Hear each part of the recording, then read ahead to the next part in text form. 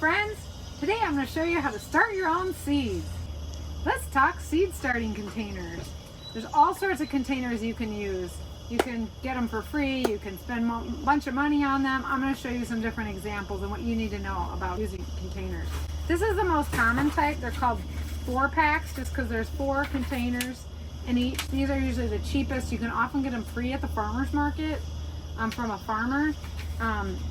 Or you can buy them as a whole flat like this, and then they go into the tray.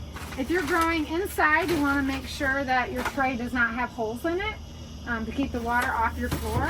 If you're growing in a greenhouse or something like that, you can have a tray with holes in it. There's other types of containers. I just have these to show you different sizes. So it's important to size the size of the container with the type of plant that you're growing. These 4-packs work for almost any seeds that you're growing. Some things are not, like this is too small for squash. Squash is going to want to grow in something big like this or these big containers over here. So you're going to think a little bit about container size. This really small one could be used if you wanted to plant, like farmers use these for planting like a ton of lettuce or beets, and they're just really use space efficiently. This is kind of your middle size, which is about the same size as this. Works great for tomatoes and peppers, and really almost any seed can grow in this. This is called a 72. This is called a 128, and this is called a size 50, which is the bigger size. And so these big sizes, these ones you're going to use for things like sunflowers, beans, peas, cucumbers, squash. Anything that actually has a physically large seed. You can even do corn in containers, and these are the kind of containers you want, these bigger kind of containers.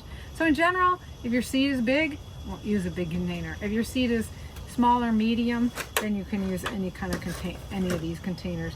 Just don't use, these won't work good for tomatoes and peppers.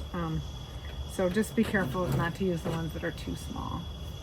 And then the last thing to think about is, why do we have these kind of containers here? These are biodegradable containers, and number one, they're more eco-friendly, and number two, these are the kind of containers you would actually want to grow your squash, cucumbers, beans, and peas in. And the reason for that is those are plants that really don't like to be transplanted. So if they're growing in something like this, and then when it's time to pull that plant out, you end up disturbing the roots. They really don't want their roots disturbed. So what happens if you grow them in a container like this? You're just going to plant that whole container in the ground, and the container will just kind of decompose and break down in the ground, and the roots can just go out without getting disturbed when you go to put it into the ground. You can also use egg cartons. Those are free. There's lots of things people use. They'll use little Dixie cups. If you use Dixie cups or you use other plastic containers, you got to make sure you have holes in the bottom of those containers. You don't want water sitting in the bottom, otherwise that can rot your plants. Another free option and eco option for seed starting containers is using toilet paper rolls. Go ahead and cut them to about 2 inches long, and then if you have trays like this, you can just wedge them into the trays, or use takeout containers, food takeout containers. Used containers, like we reuse our containers on the farm here, you really want to wash them and sterilize them. So you'll take like a heavy water spray or do them in like a laundry sink and get all the dirt, visible dirt out of there. And then you're going to want to dunk them in some sort of sterilization solution, either like a hydrogen peroxide or a mild bleach solution. And that kills any potential diseases that could be in the trays that could affect your future plants. And then the last thing you might consider getting, using a dome. So this fits over here like that. And the advantage of domes is that if you have really small seeds that are kind of right on the surface of the soil, this really helps to keep them moist and not dry out, especially if your home is really dry. So that is a benefit to it. But there's 2 things you need to know about the dome. First of all, if you stick this dome right under some really bright lights, it's going to get really, really hot in there.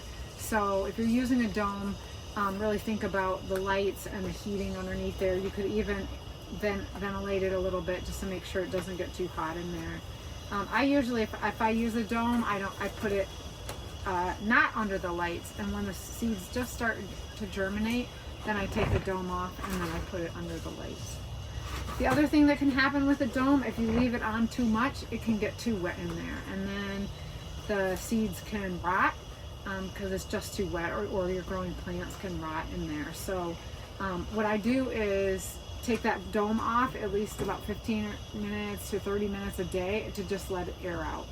And then you can put it back there. So if you like this kind of container, but you don't want to grow 72 plants, you can use scissors to go ahead and just cut it into the size that you want it, and have the number of containers you want.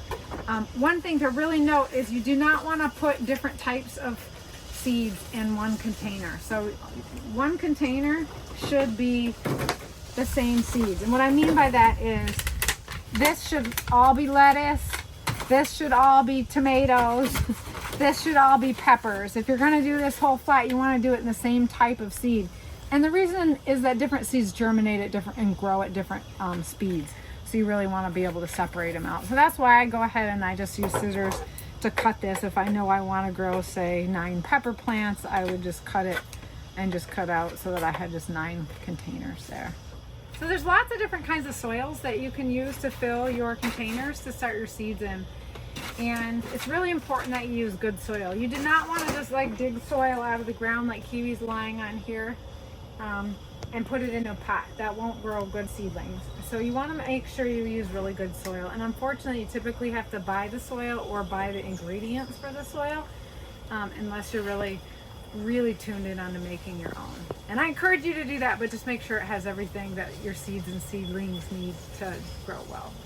So I have 2 examples of 2 seed starting mixes here. This one just happens to be Sunshine Organic Mix.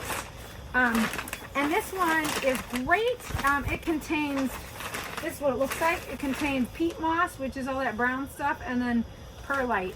But that's pretty much all it has in it. And so it doesn't actually provide any nutrients for your plants. It'll work great as the seeds are germinating. And then after that, all of a sudden the seeds will start looking really pale, and the seedlings will just kind of quit growing.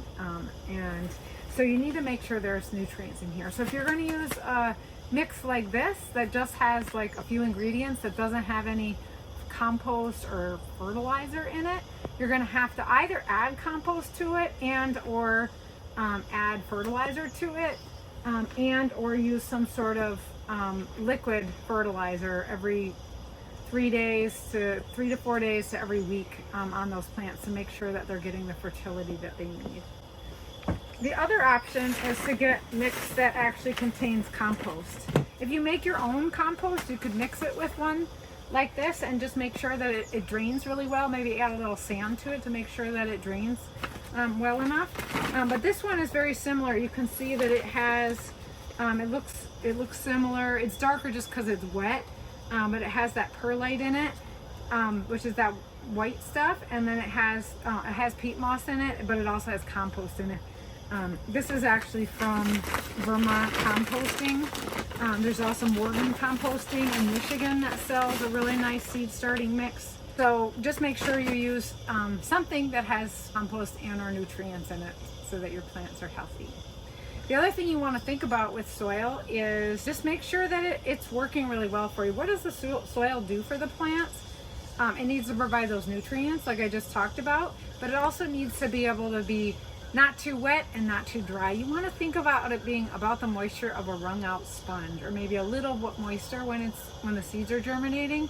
But if you've got soil that just really holds too much water, those seeds are going to rot, or the seedlings will rot.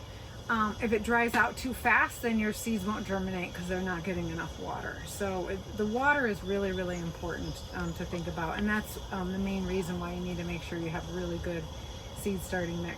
Another thing to think about is before you go ahead and put your soil into your trays, you want to wet the soil first. You can see the difference between these two is that this one is dry and that one is moist. And you can tell by the darkness of it, but also I can tell by feeling them. So if your soil looks like this and you're getting ready to start your seeds, you want to moisten it. So what I typically do to moisten my soil is I'll put it into some sort of container like this. I will take either a hose or a little spray bottle like this, depending on how much soil you're trying to moisten. And you're going to moisten it and then stir it, moisten it and then stir it, and keep doing that. And then you know what? Really let it sit for about 30 minutes before you put it in your trays. And what happens when the soil gets like this, really dry, it kind of resists water, almost like if you wax a car and then the water like beads up on the surface of the car. That's the same thing that kind of happens with the soil. You really want the soil to be moistened and accepting that water before you go ahead and put your seeds in there. A heating mat is a really good idea. Heating mats, what they do, you plug them in and they heat up, so the mat goes on top of here and your seeds would be in here.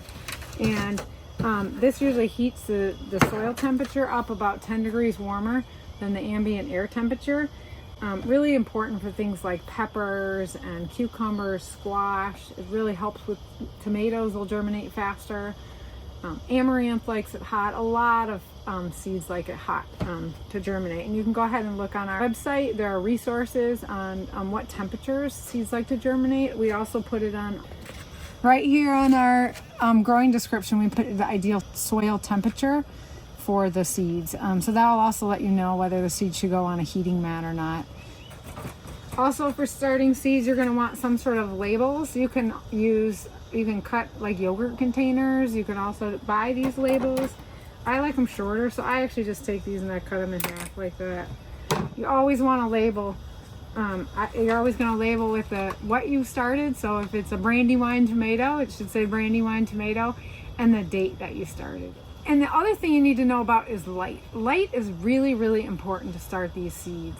Obviously, not everyone has a big hoop house. This is actually unheated. If it was a heated greenhouse, that would be like the ideal situation for starting seeds. But most people don't have a greenhouse. So if you don't have a greenhouse, you're going to start your seeds with artificial lights. The best lights are LED full spectrum lights. Just make sure that they are for growing, not just any LED lights, because your plants will not do well if they don't have the right kind of light. Other types of lights that you can use are T5 fluorescent lights, as well as high pressure sodium lights. All of them can grow really, really good seedlings. With each light, you need to know how far away to put the light from the plants to make sure it's not too close, because it can burn the plant. And then it's always a good idea to have a fan. So if my light is hanging up here, say it's like this, and you're going to have a fan over here circulating air to make sure that it doesn't get too hot underneath those plants. A lot of people try to start seeds and put them on a south facing window of their house. That can work for some things. If you're going to just grow some greens and maybe some herbs, even tomatoes can do pretty well in those conditions. You really won't have luck with peppers and eggplants, and plants are just more fussy. Any of the cucumbers and squash, they just really like really, really strong light, and they're just not going to get off to a good enough start to really produce a lot of food for you. So if you have a window like that, you could always hang a light over the window so they get both natural light from the sun as well as some artificial light from a light fixture. So we've got our light fixture here, and our plants are growing underneath it and they're doing great, and it's time to think about putting them outside. You need to think about hardening off your plants. What does that mean? That means that the light that your plants are getting from the light fixture or artificial light is not the same intensity as the light from the sun. And so if you take those plants and just set them outside or plant them outside without a slow hardening off process, meaning they're getting ready and they adjust themselves to that new amount of light, what'll happen if you just set them outside is they're gonna burn.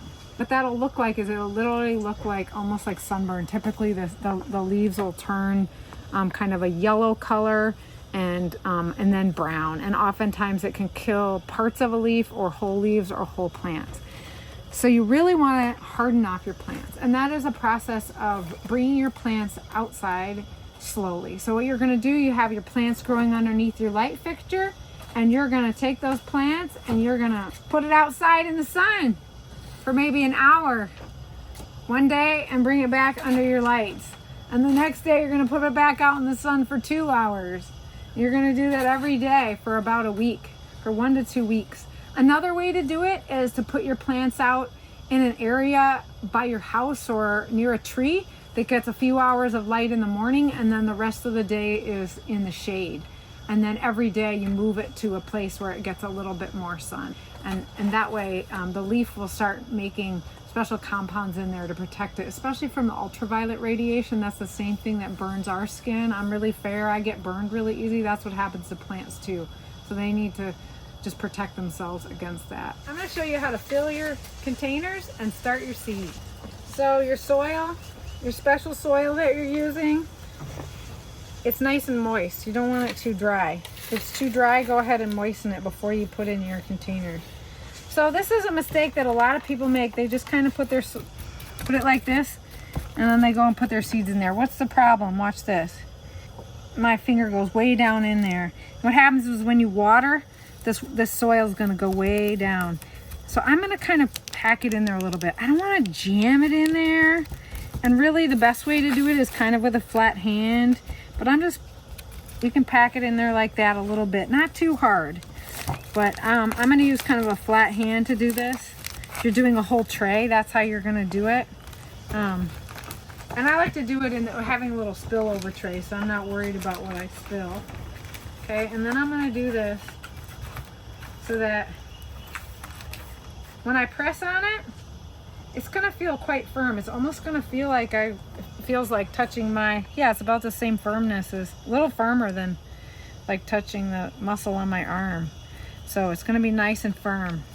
The other thing you want to do is kind of get the soil off of between the containers. That way you can see each container, and that way when you water, the seeds don't actually accidentally flow from one container to the other. And then when you're done filling it, you don't have to worry if you use this tray, because you can easily just dump your soil. All right, I'm going to show you how to start tomato seeds, lettuce seeds, and squash seeds. First off, you want to make your label. If you put your seeds in there and cover them up, then you'll forget what's there. So make the label first. I always write tomato, and then I'm going to write the type, early Detroit. And I'm going to write today's date, 3/15/24. You can use a Sharpie pen. This is an industrial Sharpie, or a pencil. Will actually work and stay on there for pretty long. So then I'm going to put my label in my container here. And this is the label for all of these. If you're going to do a different seed in each one of these, you would want to label them separately. Remember, you want to plant all tomatoes in here. If these are connected together, you wouldn't want to put tomatoes, lettuce, and squash all in this same container because they grow at different speeds. So we're going to get out our early Detroit tomato, one of our favorite tomatoes here at Nature and Nurture Farm. Super yummy, kind of medium slicer tomato. So how do I do this? I just take a folded seed packet, or you could use a 3x5 card, and I put my seeds in there. And then I've got to make my holes. The instructions on your seed packet will tell you how deep the seeds should be planted. For most seeds, it's about the size of the seed. So if you look at a tomato seed, about twice the depth of the seed. So if the seeds are really small, like these tomato seeds, you can either use your finger or a pen. I usually like to use my finger, but you can see those are some pretty shallow holes. You definitely don't want to plant them too deep. Err on the side of planting them too shallow when you're planting them in containers. And then the other question you were wondering is, how many seeds do you plant per container? I always like to do 2. We have really high germination rates on everything. Most of our tomatoes are like in the 90s percent, which means that most of the seeds should germinate. But it takes a lot of work to grow these starts, and I like to put 2 seeds in each one of mine so that I know that I'll get a plant in each container. So then I just use this little piece of paper and a pen or a pencil, and I just scoot the seeds right off the end. And that one had 2 stuck together. You put 3 in there, that's okay. I am going to thin them out though, so if 2 of them germinate, I know it's hard for some folks, but you'll want to pull out the one that is the smaller one. So then I'm going to go ahead and I just take my fingers and cover them up. And that's why this label is so important, because once you cover those seeds up, you don't know what's there. Aww. Then if you have extra seeds, you can just go ahead and put them right back in your seed packet and store them in a cool, dry place. And tomato seeds will even last 5, 7, 8 years. So be sure to reuse your seed. So after your tomato seeds are planted, you're going to want to put them on a heating mat. These are available on our website. And you're going to stick the tomatoes in your tray and then put them on the heating mat. Alternatively, you could just put this straight on the heating mat like that, and that'll warm up and warm that soil from below. You can actually sow lettuce outside, but it is a lot easier to start them in containers. Lettuce seeds really like to be planted shallow, so I'm just going to make a tiny little hole here. Some lettuce seeds even like light to germinate. So I'll pour them into a folded piece of paper, and then I'm going to do 2 to 3 seeds per container. You could just leave them on the surface, not cover them at all, or I'll just cover them a tiny little bit. But like I said, some of these seeds will actually want light to be able to germinate. If you're going to grow squash seeds, best way to do it in this biodegradable container like this, and you can see that squash seeds are quite large. That means they're going to want a big container like this. This is dark star zucchini, fabulous sweet zucchini. And these are really big seeds, so you can make a decent size hole. Maybe it's going to be about the depth of my knuckle or a little bit shallower. And I'm going to make that hole kind of big so I can get these seeds in here. And I'm going to put 2 to 3 seeds in there. If you have extra seeds, go with 3.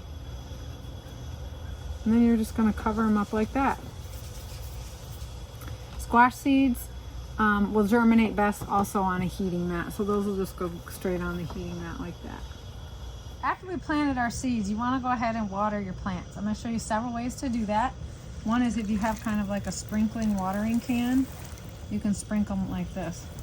It takes a long time to do this. You're going to want to do it until the water starts coming out of the bottom of these containers. The big important thing is, do you see how I'm pausing? Once the water starts puddling up on those plants, you want to pause. So 2 ways to water. I showed you using this sprinkler. If you're using this sprinkler kind of watering, obviously you can't just do that in the house. It's going to get all over the floor.